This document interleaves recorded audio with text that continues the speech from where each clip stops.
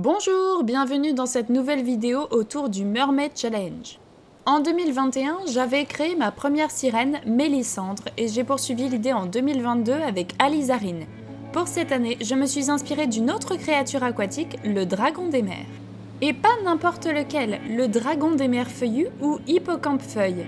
Cette créature étrangement belle, délicate et fragile est dotée de nombreuses nageoires, et on dirait même que son squelette apparaît par transparence, c'est magnifique. Du coup, je pars sur ça, dans des teintes roses, pâles et blanches. Ça change un peu pour un personnage aquatique, et je choisis la Monster High qui a le corps suffisamment élancé pour lui ressembler. Par contre, vu la difficulté du projet, avec toutes ces nageoires, je préfère créer une sculpture, ça sera mieux. C'est donc sans surprise que j'ai choisi une Draculaura qui a la peau parfaite. Attention, cette customisation va être rude. Étape 1, structure de base. Je commence par scier les jambes.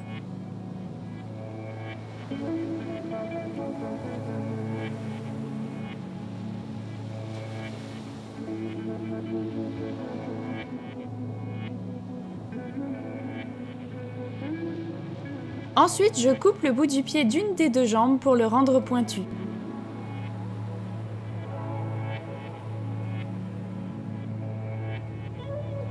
Je fends la jambe pour pouvoir la plier une fois de plus et je perce le morceau de pied pour y intégrer la partie manquant de la queue. Et oui, pour cela j'utilise un avant-bras et une main dont il reste 2 doigts. Je réattache la jambe aux hanches de la poupée par un fil de fer et je donne une pose avec de la colle chaude.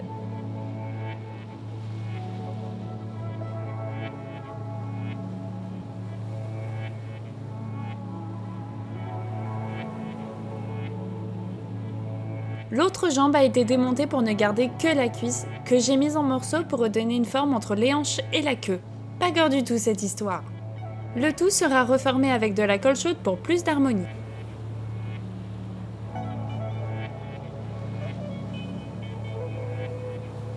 Ce dragon des mers a une quinzaine de nageoires placées tout le long de son corps, donc je perce la poupée pour les intégrer à peu près aux mêmes emplacements.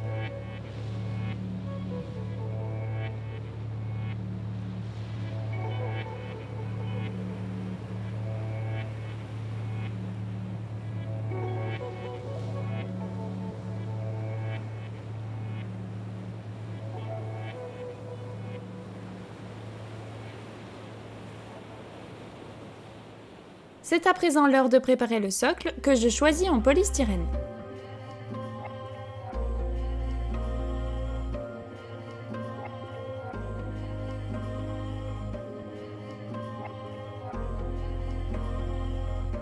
Une paille en bambou permettra de coincer une tige qui tiendra la poupée debout par son ancien pied. Étape 2, nageoire et corps. J'ai choisi le papier de soie blanc pour sa légèreté et sa transparence. Je le fixe sur un fil de fer argent très fin en le repliant sur lui-même.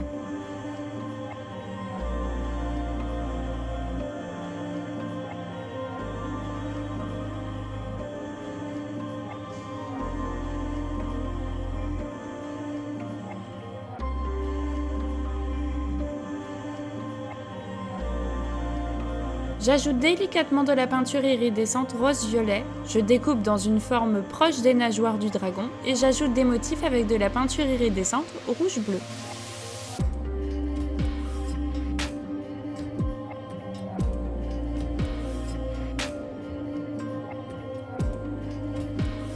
C'est le moment de les installer sur la poupée.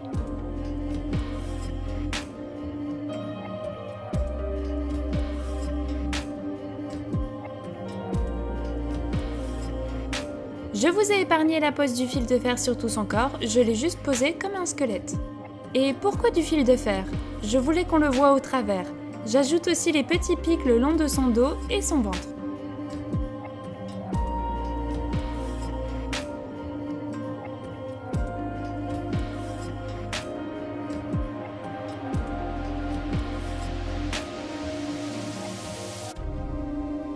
Maintenant, je pose du papier de soie rose sur tout son corps et du vernicole sur ses nageoires pour les rendre transparentes.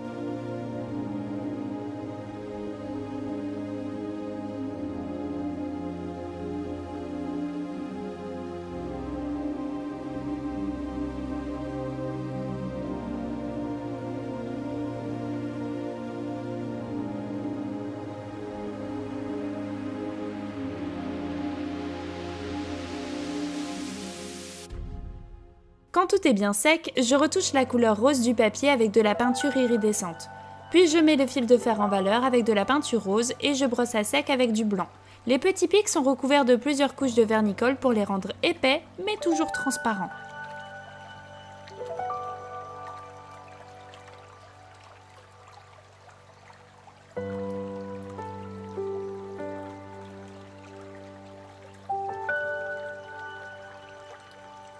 J'ai vu que certains dragons avaient de la texture sur leur peau, alors j'en ajoute avec de la peinture 3D blanc perlé.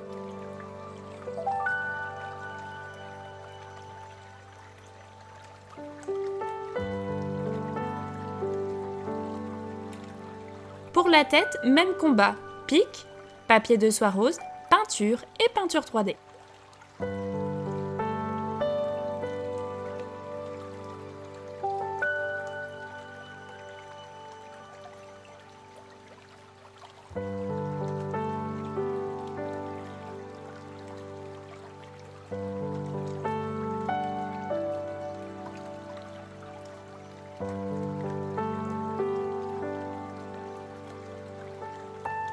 Étape 3, socle et maquillage.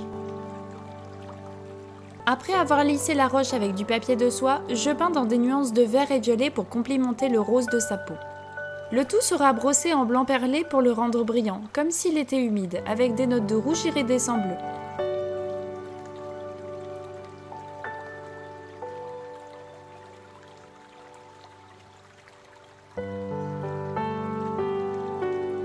Je me sers des petits cadeaux de Piddywink reçus il y a 2 ans pour créer des coraux et quelques coquillages.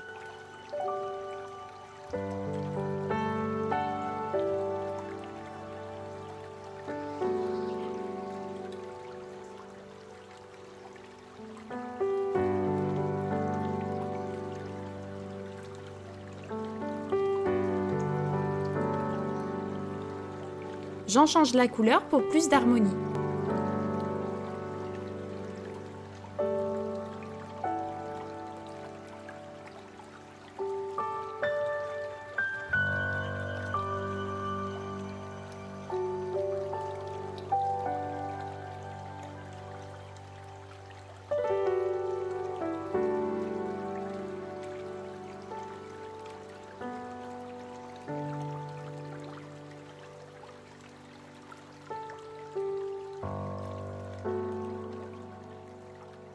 Un peu de caviar d'ongle fait toujours son effet.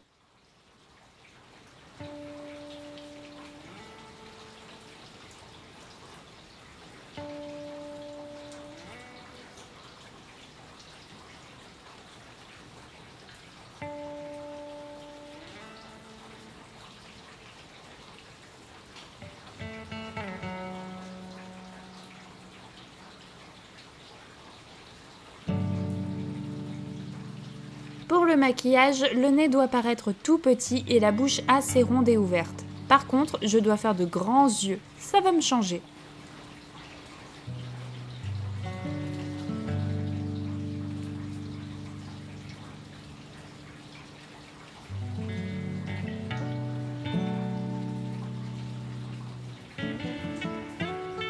La tête avait blanchi en vieillissant, alors j'applique un joli blush rose que j'accentue sur le nez.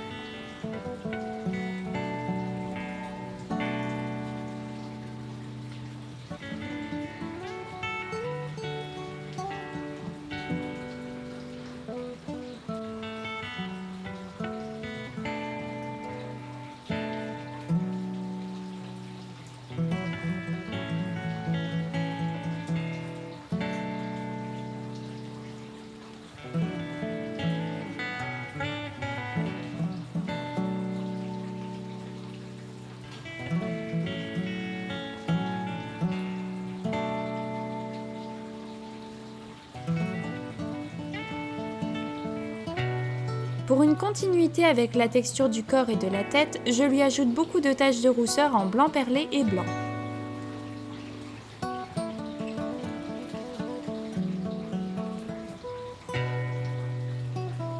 Pour faire ressortir ses yeux, j'utilise un crayon aquarelle rose bordeaux et du pastel rouge rose.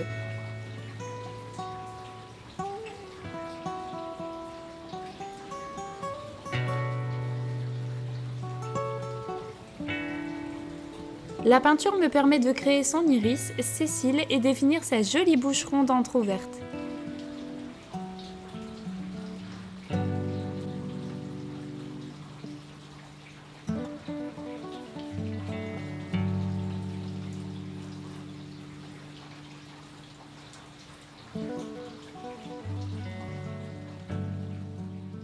J'ajoute de petites paillettes dans l'iris pour créer des effets de lumière.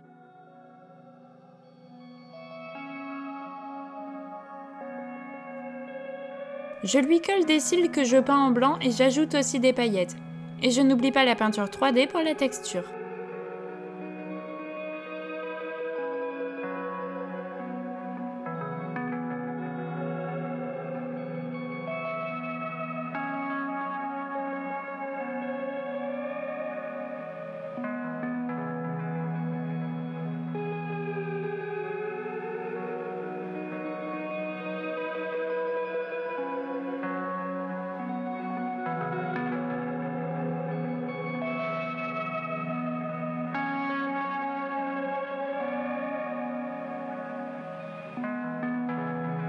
À la dernière minute, j'ai eu envie de lui créer une couronne pour sa tête nue, et pour ça j'utilise le cœur d'une fleur artificielle.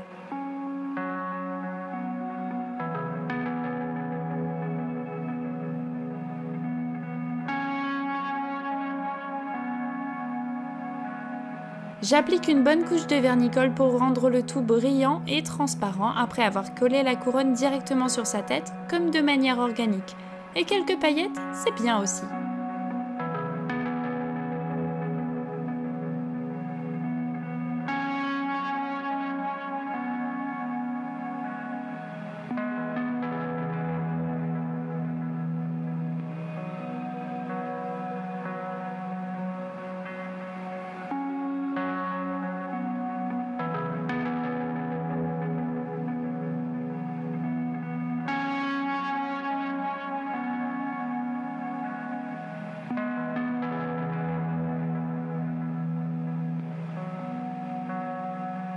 Le corps est entièrement verni et du caviar d'ongles transparent a été ajouté pour créer des bulles.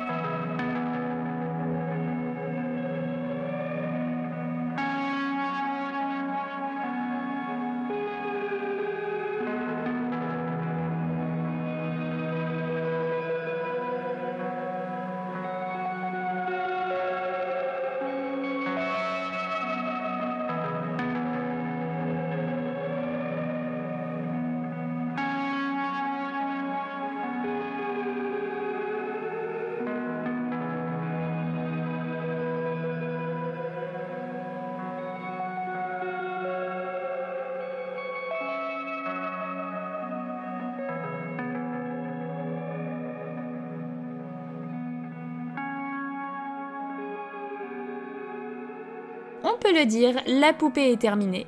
Je vous présente la princesse Fico.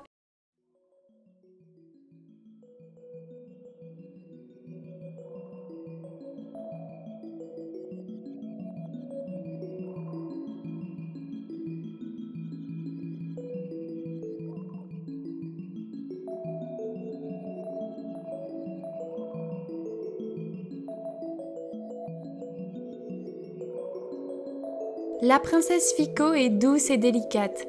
Ses nageoires flottent dans l'eau comme une danseuse ferait tournoyer les volants de sa jupe. C'est une princesse sage qui gouverne avec fierté sur le royaume marin.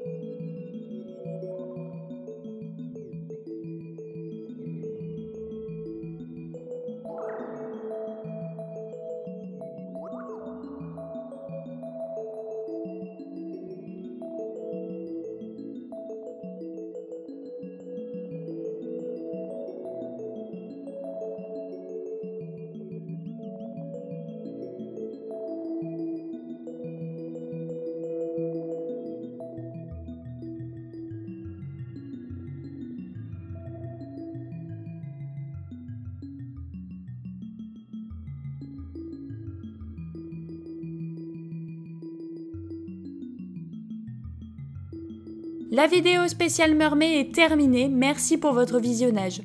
Je ne suis pas tout à fait dans les temps, mais j'avais vraiment envie de faire le projet même si je manque de temps. J'espère que vous avez apprécié le côté bricolage de la création. Je pense que j'ai réussi à obtenir un joli résultat. Prenez soin de vous, j'espère toujours vous voir à chaque rendez-vous. À bientôt, salut!